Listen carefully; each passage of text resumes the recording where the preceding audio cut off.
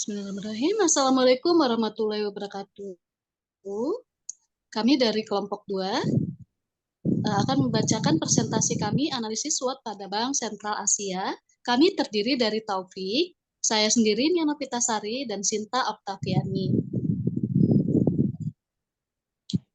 Selanjutnya saya akan bacakan latar belakang dari presentasi kami. Di dalam persaingan industri yang semakin maju ini, perusahaan dituntut untuk selalu melakukan perkembangan positif di dalam tubuh perusahaan, sehingga perusahaan selalu berupaya memperbaiki diri dengan perencanaan strategi yang baik. Untuk itulah PT Bank Sentral Asia yang merupakan salah satu perusahaan perbankan terbaik di Indonesia merasa perlu mengidentifikasi setiap kekuatan dan kelemahannya dan selalu memantau setiap peluang yang mendatangkan keuntungan dan ancaman yang mendatangkan kerugian. Untuk memenuhi tuntutan ini, terciptalah analisis SWOT atau Strength, Weakness, Opportunities atau Threats yang memiliki peran penting dalam menetapkan suatu strategi perusahaan. Analisis SWOT merupakan cara yang sistematis di dalam melakukan analisis terhadap wujud ancaman dan kesempatan agar dapat membedakan keadaan lingkungan yang akan datang sehingga dapat ditemukan masalah yang ada. Dari analisis SWOT, perusahaan dapat menentukan strategi efektif yang sejauh mungkin memanfaatkan kesempatan yang berlandaskan pada kekuatan yang dimiliki perusahaan, mengatasi ancaman yang datang dari luar, serta mengatasi kelemahan yang ada. Selanjutnya, rumusan masalahnya adalah dari uraian latar belakang yang saya bacakan tadi, diidentifikasi masalahnya sebagai berikut. Yang pertama, apa saja kekuatan dan kelemahan yang dimiliki oleh PT Bank Sentral Asia. Yang kedua, apa saja kesempatan dan ancaman yang ada pada PT Bank Sentral Asia. Yang ketiga, strategi apa yang harus digunakan untuk mengatasi kelemahan dan ancaman agar tetap bisa bersaing. Selanjutnya saya akan bacakan sejarah perusahaannya. Bank Sentral Asia secara resmi berdiri pada tanggal 21 Februari 1957 dengan nama Bank Sentral Asia NV. Banyak hal telah dilalui sejak saat berdirinya itu, dan barangkali yang paling signifikan adalah krisis moneter yang terjadi pada tahun 1997. Krisis ini membawa dampak yang luar biasa pada keseluruhan sistem perbankan di Indonesia. Namun, secara khusus, kondisi ini mempengaruhi aliran dana tunai di Bank Sentral Asia dan bahkan sempat mengancam kelanjutannya. Banyak nasabah menjadi panik, lalu beramai-ramai menarik dana mereka. Akibatnya, bank terpaksa meminta bantuan dari pemerintah Indonesia. Badan Penyihatan Perbankan Nasional atau BPPN lalu mengambil alih BCA di tahun 1998. Visi dari Bank Sentral Asia adalah bank pilihan utama andalan masyarakat yang berperan sebagai pilar penting perekonomian Indonesia. Dan misinya adalah membangun institusi yang unggul di bidang penyelesaian pembayaran dan solusi keuangan bagi nasabah bisnis dan perseorangan, memahami beragam kebutuhan nasabah dan memberikan layanan finansial yang tepat demi tercapainya kepuasan optimal bagi nasabah, dan meningkatkan nilai franchise dan nilai stakeholder Bank Sentral Asia. Untuk selanjutnya dibacakan oleh Sinta Oktaviani, silahkan. Ya, terima kasih untuk Nia. Saya akan melanjutkan menjelaskan analisis SWOT ini.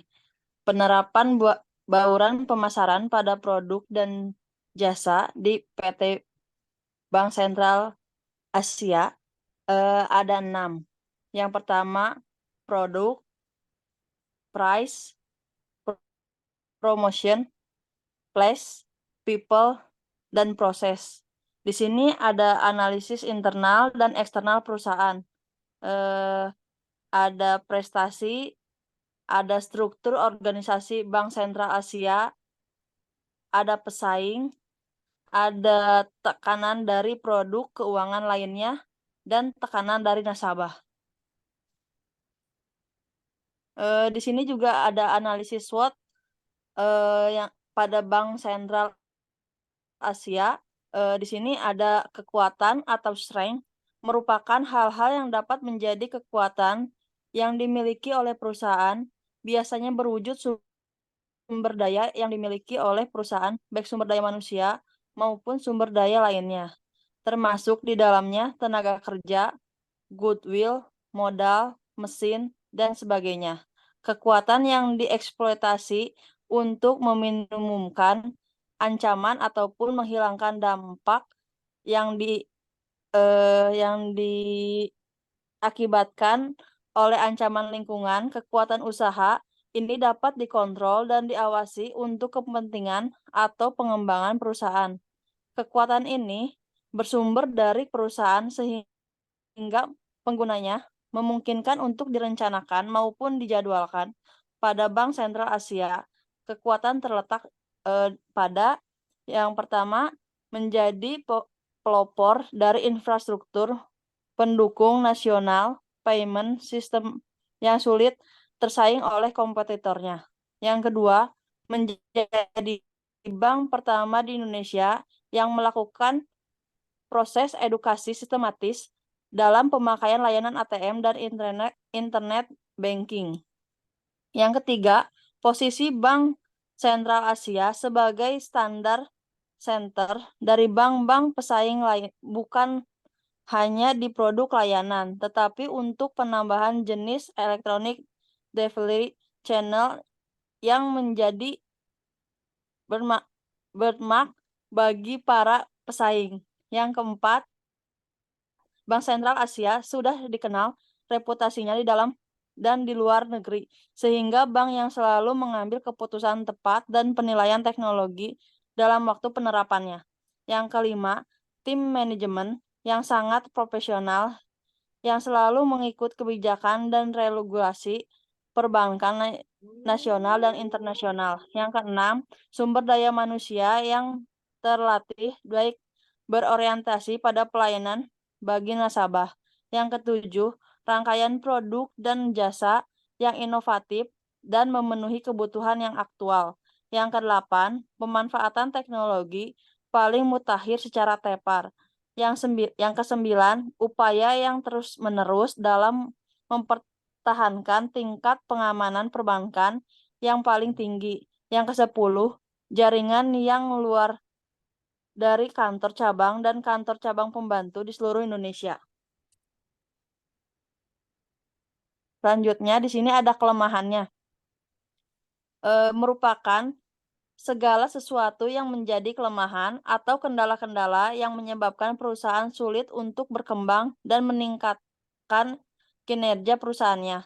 Kelemahan ini dapat pula menjadi variabel yang sama dan kekuatan yang dimiliki oleh perusahaan, misalnya tenaga kerja yang kita terampil, tidak cukup modal usaha, dan kapasitas mesin yang tidak memadai.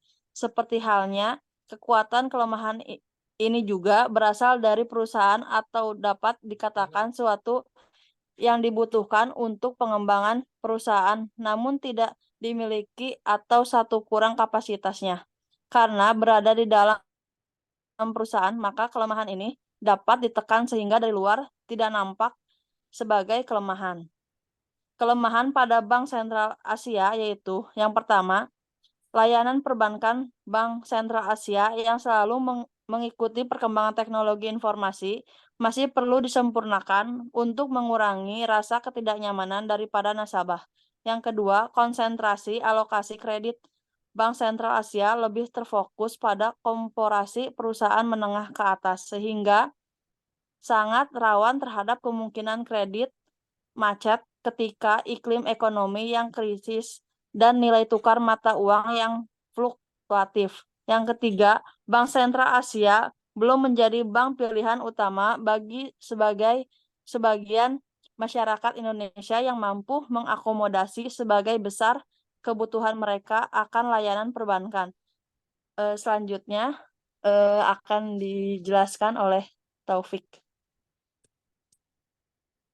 Terima kasih untuk kesempatannya dan saya akan membahas kesempatannya atau opportunity. Peluang merupakan kesempatan bagi perusahaan untuk berkembang. Peluang yang ada tersedia di lingkungan perusahaan yang umumnya tidak bisa disediakan oleh perusahaan. Perusahaan hanya menyesuaikan diri dengan kesempatan yang sulit. Contoh, adanya pelaksanaan otonomi daerah, adanya perkembangan teknologi dan sebagainya. Peluang merupakan faktor lingkungan yang menjadi pendorong bagi suatu perusahaan untuk berkembang. Peluang dari Bank BCA tersebut yaitu yang pertama sejalan dengan tekad pemerintah yang terus mengembangkan perekonomian Indonesia. Yang kedua, perencanaan tahun 2008 sebagai tahun edukasi pembangunan bagi masyarakat memungkinkan dunia perbankan bertarung secara kompetitif untuk berebut nasabah.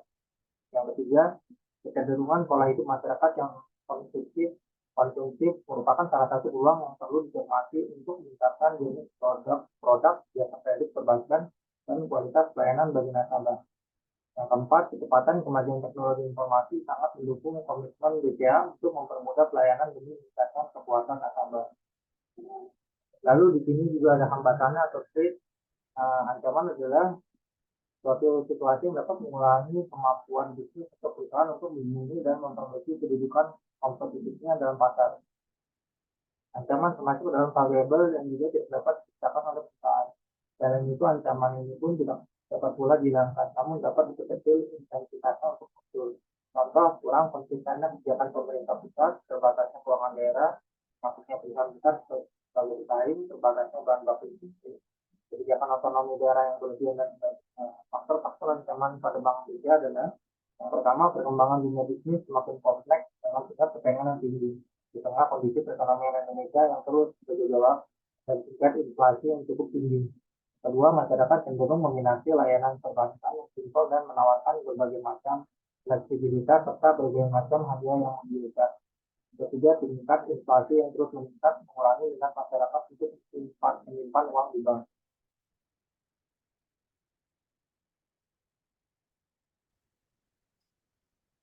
Nah, di sini juga ada tabel matrix SWOT yaitu yang pertama strategi FO mengembangkan infrastruktur jaringan sistem dan pelayanan dengan kekuatan SDM yang baik dan teknologi yang semakin meningkat. Yang kedua, strategi WO memperbanyak cabang jaringan dan memanfaatkan teknologi yang semakin canggih untuk menambah dan mempermudah nasabah dan meningkatkan nasabah. Ketiga, strategi ST memberikan pelayanan yang simpel, biaya murah, dan dengan promosi untuk mengatasi hambatan persaingan yang ada. Yang keempat, strategi WT lalu memanfaatkan iklan dan promosi yang menarik untuk menarik pasien dan simpati calon nasabah atau masyarakat.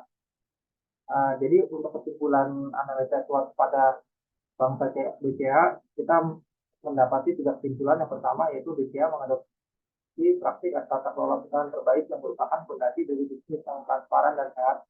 Yang kedua, BCA siap memanfaatkan kecenderungan pertumbuhan ekonomi yang positif untuk memacu ekspansi kredit di semua segmen, baik untuk segmen individu dengan menawarkan produk-produk kredit baru. Yang ketiga, intinya yang menjadi rahasia dari eksistensi BCA sebagai bank swasta di tengah krisis ekonomi adalah kekuatan pihak manajemen dalam melakukan taktik pengelolaan risiko operasional yang baik tetap dengan berlandaskan prinsip kehati-hatian dan pelayanan BCA kepada nasabah dengan mengembangkan pendekatan total customer relationship. Demikian presentasi dari kelompok kami. Sekian dan terima kasih. Assalamualaikum warahmatullahi wabarakatuh.